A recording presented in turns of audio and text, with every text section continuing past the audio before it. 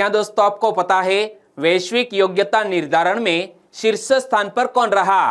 राजीव गांधी के नाम पर किस राज्य की सरकार एक साइंस सिटी की स्थापना करने जा रही है? प्रतिवर्ष किस महानुभाव की याद में शिक्षक दिवस मनाया जाता है?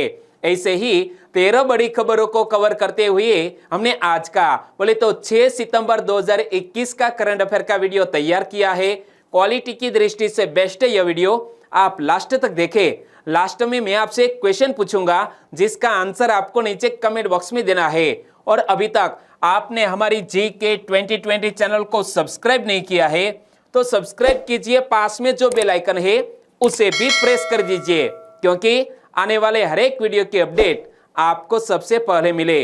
चलिए बिना वक्त गंवाए स्टार्ट करते हैं पहले क्वेश्चन से। पहला क्वेश्चन, भारत में शिक्षक दिवस किस महानुभाव की याद में मनाया जाता है? हमारे भारत देश में प्रति साल 5 सितंबर को हैप्पी टीचर्स डे मनाया जाता है। किस महानुभाव की याद में? हमारे भारत देश के द्वितीय राष्ट्रपति डॉक्टर सर्वपल्ली राधाकृष्णन की याद में शिक्षक दिवस मनाया जाता है। यानी कि इस क्वेश्चन का सही आंसर है सर्वपल्ली राधाकृष्णन। और यह महत्वपूर्ण दिवस से जुड़े हुए और भी क्वेश्चन बन सकते हैं, जैसा कि भारत में शिक्षक दिवस प्रत्येक वर्ष कब मनाया जाता है? 5 सितंबर को। किस महानुभाव की याद में? सर्वपल्ली राधाकृष्णन की याद में। और अंतरराष्ट्रीय शिक्षक दिवस का आयोजन कब होता है? वो भी तो एक क्वेश्चन बन सकता है। अंतरराष्ट्रीय शिक्षक दिवस का आयोजन 5 अक्टूबर को होता है। 5 सितंबर 5 अक्टूबर, यानी कि एक मंथ के बाद अंतरराष्ट्रीय शिक्षक दिवस भी आएगा। और यहां पर देख सकते हैं अंतरराष्ट्रीय शिक्षक दिवस कब मनाया जाता है? 5 अक्टूबर को। और हिंदू पंचांग के अनुसार गुरु पूर्णिमा के दिन को गुरु दिवस के रूप में स्वीकार किया गया है। क्या? गुरु पूर्णिमा को गुरु दिवस के रूप में स्वीकार किया गया है। और डॉक्टर सर्वपल्ली राधाकृष्णन का जन्म कब और कहां हुआ था? 5 सितंबर 1888 को तमिलनाडु के तिरुतनी में यह हमारे डॉक्टर सर्वपल्ली राधाकृष्णन का जन्म हुआ था। और वे स्वतंत्र भारत के प्रथम उपराष्ट्रपति और दूसरे राष्ट्रपति थे। क्या? स्वतंत्र भारत के प्रथम उपराष्ट्रपति एवं दूसरे राष्ट्रपति थे। और राष्ट्रीय शिक्षा दिवस कब मनाया जाता है? Most IMP question. राष्ट्रीय शिक्षा दिवस नेशनल एजुकेशन डे मनाया जाता है 11 नवंबर को। किस महानुभाव की याद में मनाया जाता है? हमारे भारत देश के शिक्षा मंत्री मौलाना अबुल कलाम आजाद की याद में नेशनल एजुकेशन डे मनाया जाता है। कब? 11 नवंबर को। मौलाना अबुल कलाम आजाद का जन्म 11 नवंबर 1888 को हुआ था और वो भारत के पहले शिक्षा मंत्री थे। और वैधानिक रूप से राष्ट्रीय शिक्षा दिवस का प्रारंभ कब किया गया था? 11 नवंबर 2008 से। ओके। और दोस्तों आगे बात करें तो वर्तमान में कुछ घटनाओं को लेकर भी यह जो शिक्षक दिवस है वो करंट अफेयर में रहा। इस साल हम शिक्षक पर्व मना रहे हैं और शिक्षक पर्व हम 5 सितंबर से लेकर 17 सितंबर तक मनाने वाले हैं। और दोस्तों यह शिक्षक पर्व की एक थीम भी तय की गई है, वो भी मैं आपको बताऊंगा। देखो, केंद्रीय शिक्षा मंत्रालय ने कहा है कि देश में 5 सितंबर से 17 सितंबर तक शिक्षक पर्व मनाया जाएगा। और हमारे देश के राष्ट्रपति रामनाथ कोविंद जी ने एक वर्चुअल कार्यक्रम में 44 शिक्षकों को दोस्तों पुरस्कृत भी किया है। और दिल्ली सरकार ने यह शिक्षक दिवस को आभार दिवस के रूप में मनाया। यहां से एक और क्वेश्चन बन सकता है कि हाल ही में शिक्षक दिवस को आभार दिवस के रूप में किसने मनाया है? दिल्ली सरकार ने। और यह बात दिल्ली के उप मुख्यमंत्री ने की है। तो दिल्ली के उप मुख्यमंत्री कौन है? आपको याद है तो नीचे कमेंट सेक्शन में जरूर बताना। और शिक्षक पर्व 2021 की थीम क्या रखी गई है? स्टार लगा लो इस क्वेश्चन पर। शिक्षक पर्व 2021 की थीम क्या रखी गई है? Quality and sustainable schools learning from the school in India, जो 2021 के यह शिक्षक पर्व की थीम रखी गई है। और दोस्तों इसी तरह हर क्वेश्चन से जुड़े इंपॉर्टेंट फैक्ट मैं आपके सामने रखता हूं। हमारा यह तरीका आपको अच्छा लगता है लाइक करना मत भूलिएगा। दूसरा क्वेश्चन है आपकी स्क्रीन पर। टोक्यो पैरालंपिक में प्रमोद भगत ने कौन सा पदक जीता? पहले तो हमें यह याद रख लेना है कि प्रमोद भगत बैडमिंटन के एक जाने माने खिलाड़ी है और प्रमोद भगत ने दोस्तों स्वर्ण पदक जीतकर हमारे देश का गौरव बढ़ाया है। यानी कि इस क्वेश्चन का सही आंसर है स्वर्ण पदक, गोल्ड मेडल। इमेज में आप देख सकते हैं प्रमोद भगत ने SL3 कैटेगरी में फाइनल में ब्रिटेन के डेनियल बेथेल को हरा दिया है। किसको हराया है फाइनल में? ब्रिटेन के डेनियल बेथेल को हराकर गोल्ड मेडल अपने देश के नाम किया और हमारे देश का गौरव भी बढ़ाया। और बैडमिंटन खिलाड़ी प्रमोद भगत ने SL3 कैटेगरी में गोल्ड मेडल जीता है। तो हमारी चैनल की ओर से एक सैल्यूट तो बनता है। और इसी SL3 कैटेगरी में मनोज सरकार ने भारत के लिए ब्रॉन्ज मेडल जीता है। किसने? यह मनोज सरकार ने भारत के लिए ब्रॉन्ज मेडल जीता है। अब तक 53 सालों में 11 पैरालंपिक्स में 12 मेडल आए। 1960 से पैरालंपिक हो रहा है और भारत 1968 से पैरालंपिक में भाग ले रहा है। और SL3 कैटेगरी क्या होता है जिसमें हमारे भारत देश के बैडमिंटन शटलर ने गोल्ड मेडल जीता है? SL3 कैटेगरी में बैडमिंटन खिलाड़ी स्टैंडिंग पोजीशन में खेलते हैं, हालांकि उनके एक या दोनों पैर में गंभीर कमजोरी होती है। तीसरा क्वेश्चन, वित्तीय स्थिरता एवं विकास परिषद यानी कि FSDC की बैठक की अध्यक्षता किसके द्वारा की जाती है? FSDC की बैठक की अध्यक्षता वित्त मंत्री के द्वारा की जाती है, यानी कि इस क्वेश्चन का सही आंसर है वित्त मंत्री। और FSDC का पूर्ण स्वरूप क्या होता है? Financial stability and development council. हाल ही में वित्त मंत्री ने financial stability and development council यानी कि FSDC की 24वीं बैठक की अध्यक्षता की। और FSDC की स्थापना के बारे में मैं आपको बताऊं तो यह वित्त मंत्रालय के तहत एक गैर सांविधिक शीर्ष परिषद है। क्या? यह वित्त मंत्रालय के तहत एक गैर सांविधिक शीर्ष परिषद है तथा इसकी स्थापना वर्ष 2010 में एक कार्यकारी आदेश द्वारा की गई थी। और FSDC की स्थापना का प्रस्ताव सबसे पहले वित्तीय क्षेत्र के सुधारों पर गठित रघुराम राजन समिति 2008 में गठित की गई थी। तो रघुराम राजन समिति द्वारा किया गया था और इसकी अध्यक्षता वित्त मंत्री द्वारा की जाती है। लेकिन FSDC उप समिति की अध्यक्षता RBI के गवर्नर के द्वारा की जाती है। तो यह भी याद रख लीजिए, FSDC उप समिति की अध्यक्षता RBI के गवर्नर के द्वारा की जाती है। चौथा क्वेश्चन, वैश्विक योग्यता निर्धारण में शीर्ष स्थान किसको मिला है?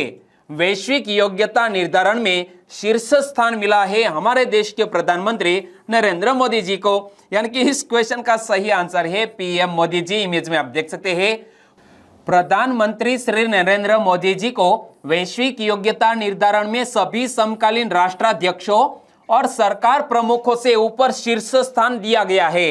एक अमेरिकी data intelligence agency the morning consult सरकारी नेताओं की अनुमोदन रेटिंग का पता लगाती है। कौन? एक अमेरिकी डाटा इंटेलिजेंस एजेंसी जिसका नाम है द मॉर्निंग कंसल्ट। यह सरकारी नेताओं की अनुमोदन रेटिंग का पता लगाती है। और एजेंसी के अनुसार रेटिंग का निर्धारण हर देश में वयस्क नागरिकों के सर्वेक्षण के आधार पर किया जाता है। सभी वयस्कों में कराए गए सर्वेक्षण में श्री मोदी जी को 70% की सर्वोत्कृष्ट रेटिंग मिली है। और दूसरे स्थान पर कौन रहे हैं? मेक्सिको के राष्ट्रपति जिसका नाम है एंड्रेस मैनुअल लोपेज ओब्राडोर 64% के साथ दूसरे स्थान पर है।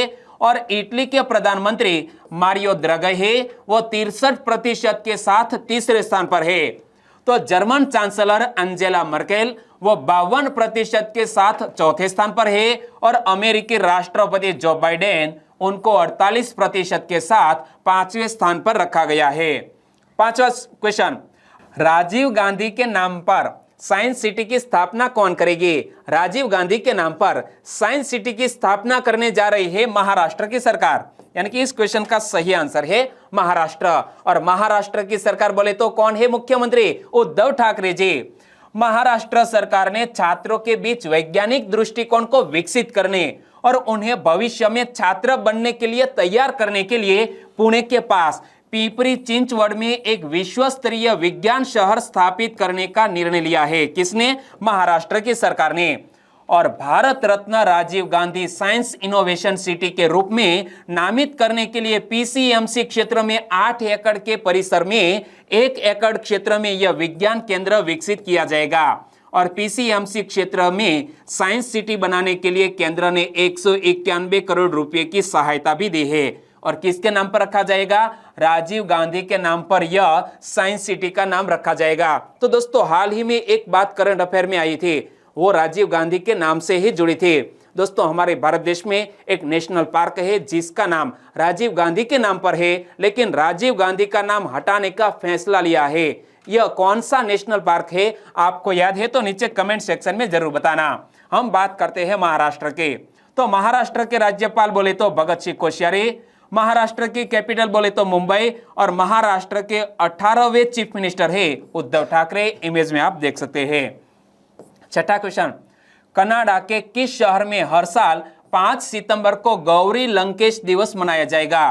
कनाडा का एक शहर है जिसका नाम है बर्नाबी, और बर्नाबी में प्रति साल 5 सितंबर को गौरी लंकेश दिवस मनाया जाएगा। यानी कि इस क्वेश्चन का सही आंसर है बर्नाबी। कनाडाई शहर बर्नाबी में 5 सितंबर को गौरी लंकेश की पुण्यतिथि पर श्रद्धांजलि देने के लिए गौरी लंकेश दिवस, कौन सा? यह गौरी लंकेश दिवस घोषित किया गया है, और घोषणा की है बर्नाबी के मेयर जिसका नाम है माइकल हर्ले। इमेज में आप देख सकते हैं।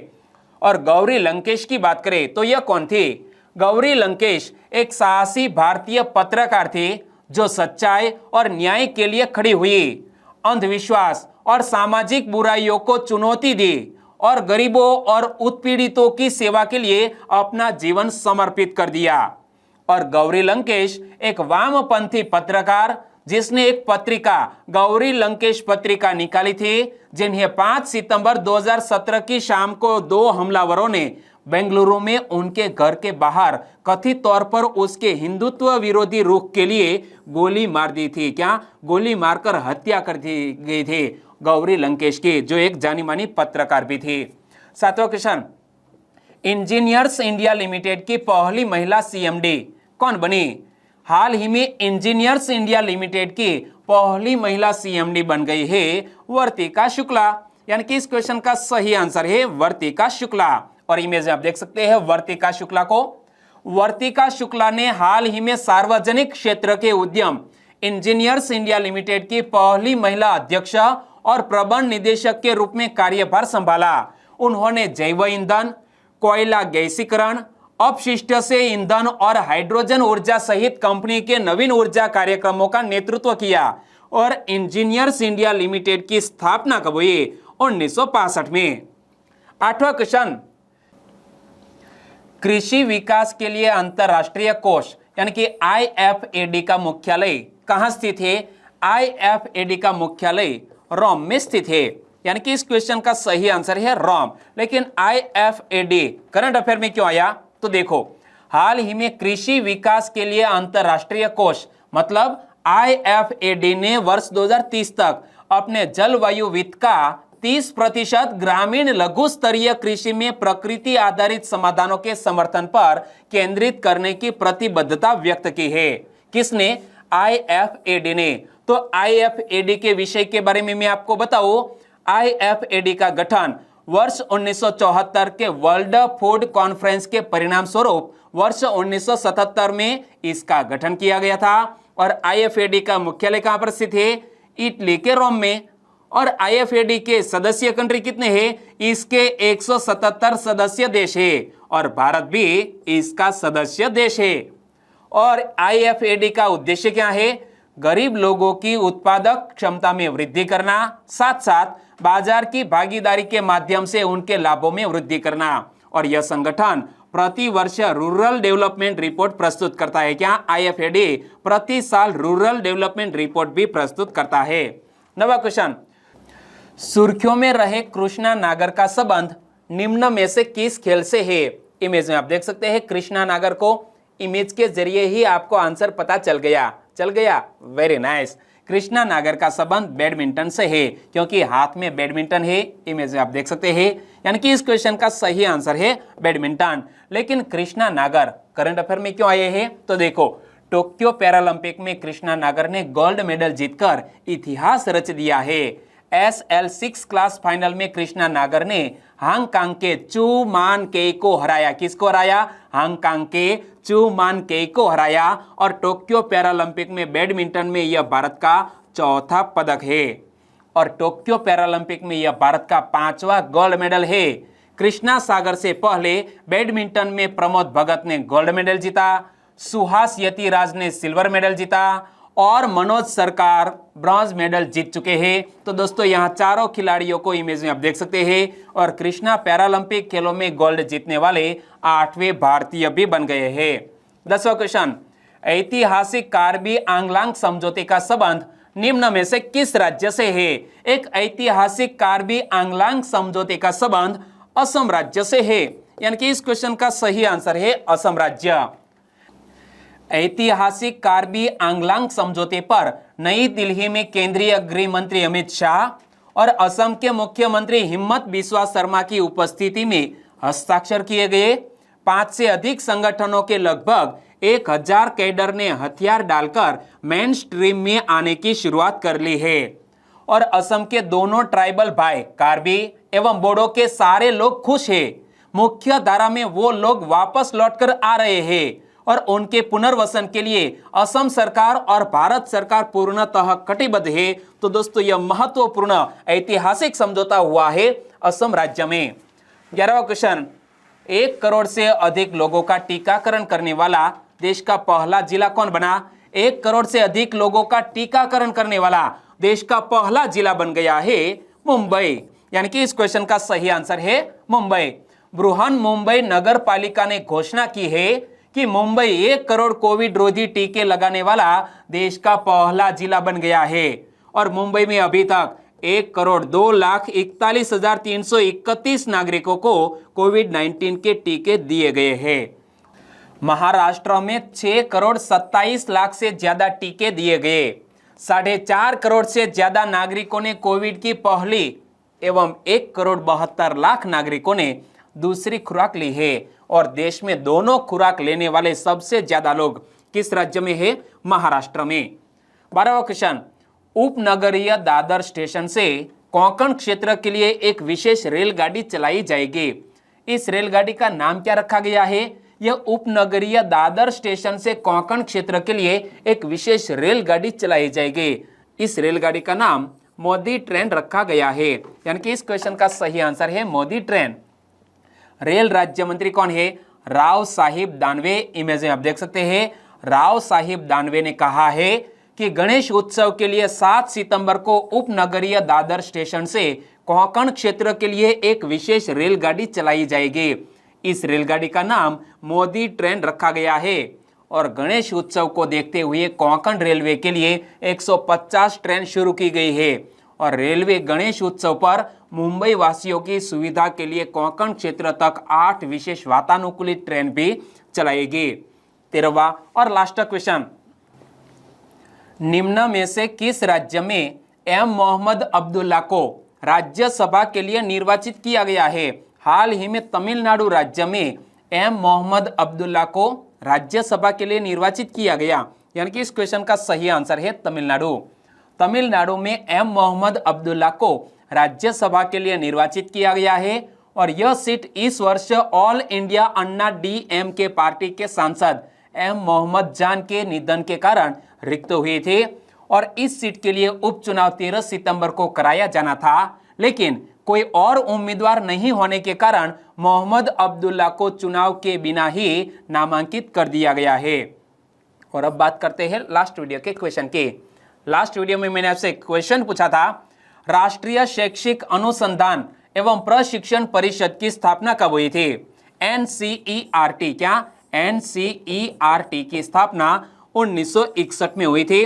हाल ही में एनसीईआरटी ने अपना स्थापना दिवस मनाया, इसीलिए करंट अफेयर में यह क्वेश्चन आया। लगभग सभी दोस्तों ने बिल्कुल सही जिक्र किया है। इनमें से कुछ फ्रेंड के नाम लेना चाहूंगा, तो वो है राजपूत मनीषा, चेतन ठाकुर, राजेश बोरीचा, सुमित्रा बोरिया, Krishna Patel, wings of fire, Sanjay Kumar और भौमिक त्रिवेदी। सभी दोस्तों को बहुत बहुत धन्यवाद। और भी हमारे सब्सक्राइबर फ्रेंड हैं जिन्होंने बिल्कुल सही आंसर दिया है। एनसीईआरटी की स्थापना कब हुई? 1961 में।